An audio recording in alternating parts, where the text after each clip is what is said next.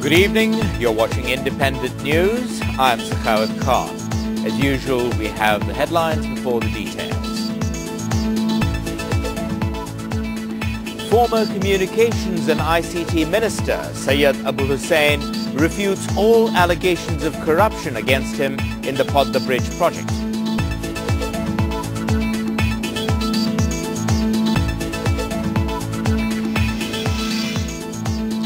The hearing on a petition filed by the government challenging the High Court verdict over the Speaker's ruling will be held on the 30th of September.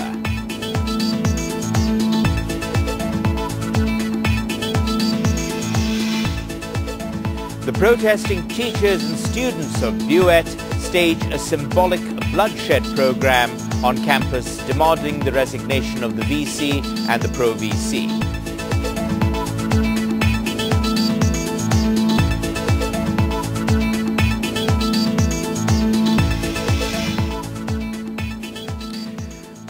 Former Communications and ICT Minister Syed Abul Hossain has refuted all allegations of corruption in the primary evaluation process of appointing a consultant in the Padma Bridge project.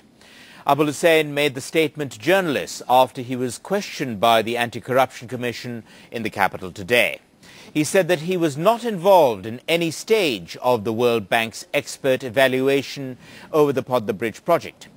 A two-member ACC probe team quizzed the former minister over the issue earlier in the day. He had been questioned by the ACC once before over appointing a contractor for the construction of the main bridge. At that time, the commission said that it had not found any evidence of graft in this sector, but continued probing alleged irregularities in appointing a consultant. There is an allegation that Syed Abul Hossain had an illegal agreement with the Canadian company SNC-Lavalin to help his own construction firm Sarco International get the Padma Bridge construction contract. Abul Hossain has been widely criticized over the issue and subsequently tendered his resignation over the controversy.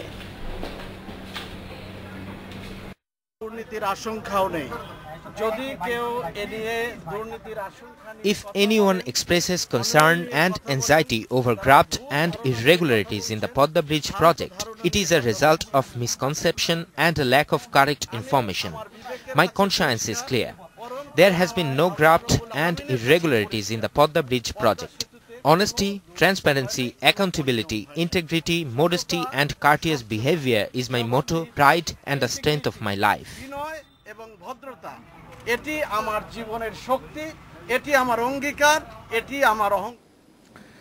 Finance Minister A.M.A. Mohit has said that he will give a press briefing on the Padma Bridge issue shortly after discussing the matter with loan agencies. Mohit also hinted that a press briefing may take place tomorrow on the Sonali Bank loan scam. The Finance Minister was speaking to journalists today at the Secretariat. The Finance Minister is scheduled to visit China on the 9th of September. I will go abroad on the 9th, but I will certainly give a briefing on the Padma issue before that. I cannot say for sure when it will be, since it depends on many other issues and sources. There is the World Bank, ADB, JICA, who will take the decision jointly. And there is also our own part in the decision. Regarding the Sonali Bank issue, perhaps I will give a statement tomorrow. About the bank, Sonali Bank will issue a letter to the Hallmark Group demanding the return of 50% of the 2.6 billion taka owed to the bank by the group within 15 days. The bank has decided to take this step following a statement made by the managing director of the Hallmark Group to the press regarding his assets. The hearing on the leave to appeal petition filed by the government challenging the High Court verdict over the Speaker's ruling will be held on the 30th of September. The Chamber Judge of the Supreme Court fixed the date after a brief hearing on the petition today. The judge also sent the petition to the full bench of the Appellate Division. The Attorney General's office filed a leave to appeal petition against the High Court verdict on the Speaker's ruling on a judge. The petition also sought a stay on the High Court verdict passed on the 27th of August. After a brief hearing, Chamber Judge Nazmunara Sultana sent the petition to the regular bench of the Apex Court. The Honorable Judge said that the full bench of the Supreme Court will hear the plea as a priority the day court reopens. The Chamber Judge ordered that the writ be given top priority. The High Court has interpreted some provisions of the Constitution and of the Parliament's rules of procedure. So we say that the court should not have made the observation on such a sensitive issue without issuing any notice. Meanwhile, senior lawyer M. Zohir has urged everyone not to sensationalize the current dispute between Parliament and the judiciary. Whatever happened, happened. No use in brooding over it.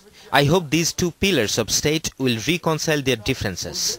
I hope the Speaker's claim of running Parliament as per its rule of procedure holds true and our judges exercise more caution while making remarks. Minister without portfolio Suranjit Sengupta has said that the High Court verdict on the Parliament Speaker's ruling is completely unnecessary and unexpected. Suranjit said the verdict has instigated disharmony between the two pillars of state. He made the comments at a program in Dhaka today. Suranjit said Parliament and the judiciary should end the row and should be respectful towards each other in the interests of the state. Terming the High Court's observations on the Speaker's ruling illegal, Suranjit said the issue will be discussed in Parliament tomorrow.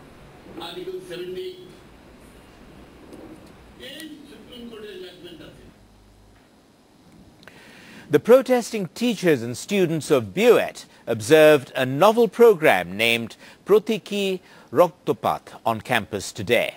The term Prakriti Raktopath means symbolic bloodshed.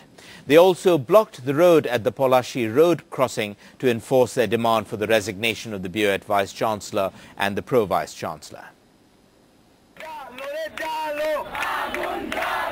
The BUET campus saw teacher and student agitations for the third day today after the Eid holidays. The protesting teachers and students gathered on campus around 11 a.m. They observed a novel program called Prakriti Raktopath, which means symbolic bloodshed. During the program, the students voluntarily donated small amounts of blood. The collected blood was later spilled across the stairs of the Vice-Chancellor's office. We want to give this blood to the VC and the Pro-VC as a gift. Hopefully they will get satisfied with our blood and will leave the university. He was responsible for a lot of bloodshed when he was the VC in another university. He may not realize how serious we are until some blood is spilled. We assume he wants to see more bloodshed. That's why he's not responding to our peaceful protests. The protesters organized a rally and held a procession through campus until it reached the administrative building. Later, they moved to the Polashi Road crossing and obstructed the road. They also painted anti-VC graffiti on the street. The students eventually dispersed from the street after the Education Secretary assured them that a case filed earlier against students will be withdrawn. Even though riot police were deployed across campus in large numbers since morning, there were no clashes or violence. BNP leader Mirza Fakhrul Islam Alamgir has alleged that the ruling Awami League is using its student wing, the Chhatra League, to quell the BUET movement.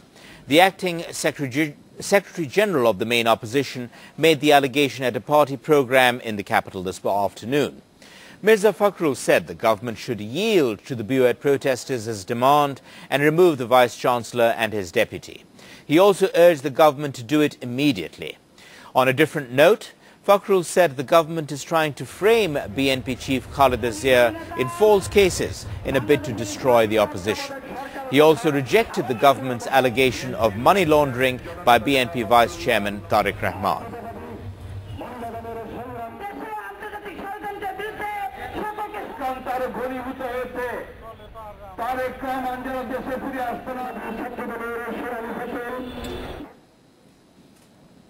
Opposition Chief Whip Zainul Abidin Farooq has said that the BNP is still undecided over attending the 14th parliamentary session, which is to begin tomorrow. He said the BNP will go to Parliament if the ruling alliance accepts a neutral election-time government. Farooq also urged the government to place a bill on the caretaker government system in this session. The opposition chief whip made the remarks at a program in Dhaka today. He also questioned the Speaker's impartiality in conducting parliamentary sessions.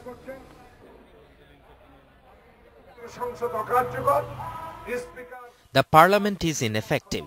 The recent High Court verdict proves that the Speaker is not impartial. I respect the judiciary. We won't attend the Parliament session beginning tomorrow. No decision has yet been taken by the party.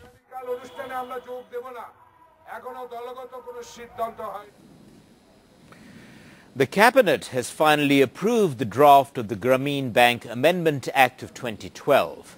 A regular meeting of the Cabinet, with Prime Minister Sheikh Hasina in the chair, gave the approval today. The Act gives absolute power to the government-appointed chairman to choose a managing director for the microcredit lender.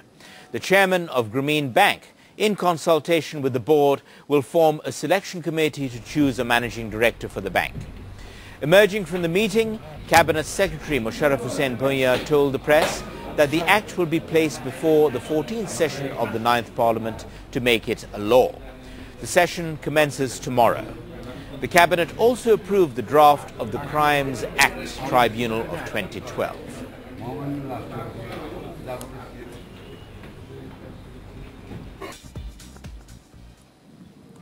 The Rapid Action Battalion, or RAB, have detained 6 people, including a doctor, over a conspiracy to murder 3 doctors of the pro-BNP organization Doctors Association of Bangladesh, or commonly known as DAB.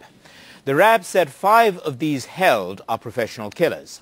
The RAB seized firearms, ammunition and some sharp weapons from their possession.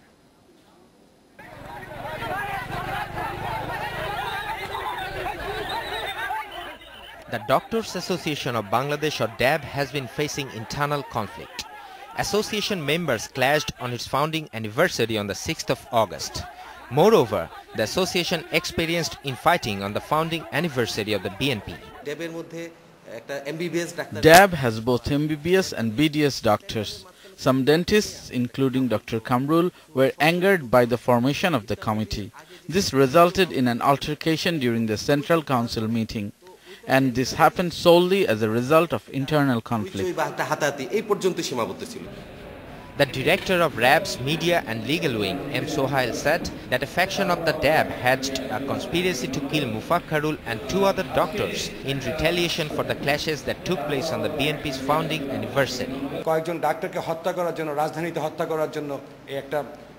They hatched a hideous conspiracy to murder some doctors in the capital. Detained Dr. Kamrul, criminal Mithu and 4 of his cohorts are involved in this matter.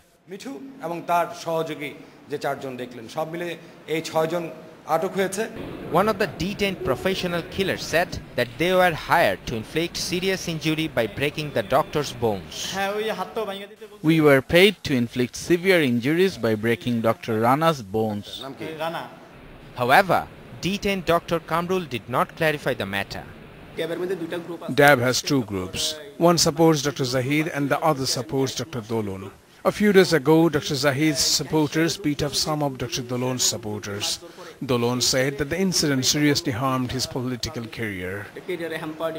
Dr. Kamrul, along with 5 professional killers, was detained from Mirpur area in the capital late yesterday. Energy experts have criticized the government's decision to implement the new electricity price retroactively, that is from the beginning of the current month, in other words from the 1st of September. It is being done before it is announced officially.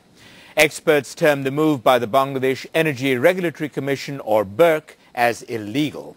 But BUET said that this is a strategic decision and that it will benefit customers.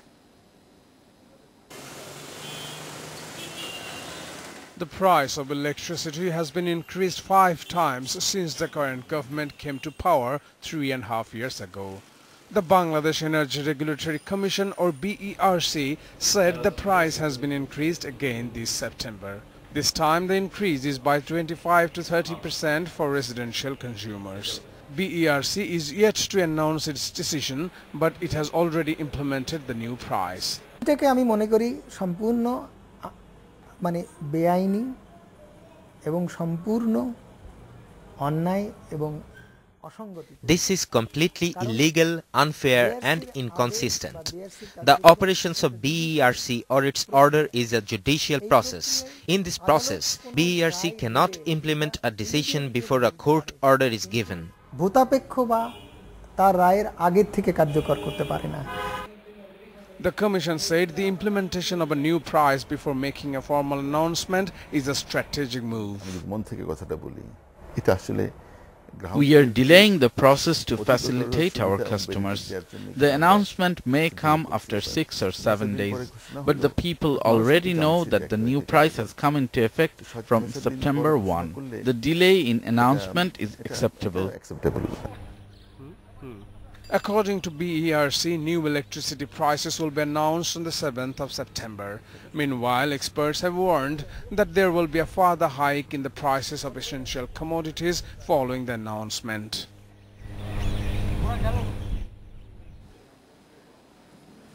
We take a brief look at the stock market now. The Dhaka Stock Exchange experienced a gain in its benchmark index on the second trading day of the week today.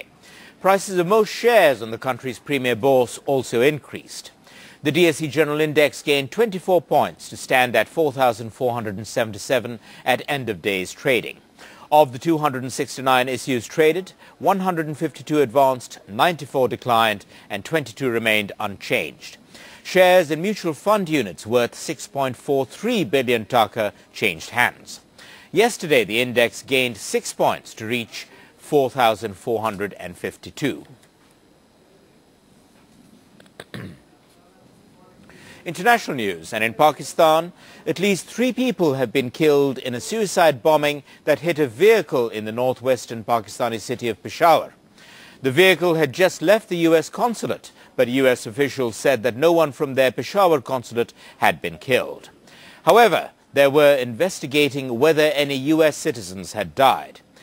Earlier, the provincial information minister said 2 Americans were dead. At least 19 other people were injured when the bomber rammed an explosives-laden car into the 4-wheel drive vehicle. Peshawar is situated near the volatile tribal areas bordering Afghanistan. Taliban and Al-Qaeda militants operate in the area, and the city has been targeted frequently in bombings in recent years. Militants in Pakistan and many Pakistanis are angry at the U.S. involvement in the war in Afghanistan and U.S. drone attacks in Pakistan, which have left hundreds dead. Sports news now, and of course it's cricket. The Bangalore Test ends in victory for the home team. India beat New Zealand by 5 wickets, ending a very absorbing test that could have gone either way. New Zealand's 365 and 248 was outdone by India's 353 and 262 for 5. The Kiwis had their chances but lacked the firepower to close out the game. A lot of easy singles were on the offer after India was struggling at 5 down. It was a good workout for India, given that things will get tougher once Australia and England arrive. Virat Kohli is the man of the match, while Ravichandran Ashwin was declared the man of the series.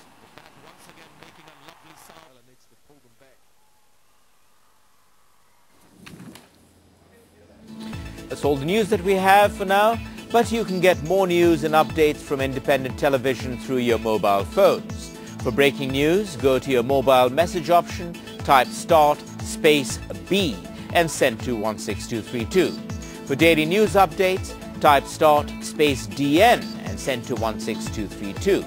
You can also call 16232 from any operator to listen to the latest headlines in Bangla. And that's all we have from the English News Desk this evening. We'll be back tomorrow at our usual time of 8 p.m. Thank you for being with us and good night.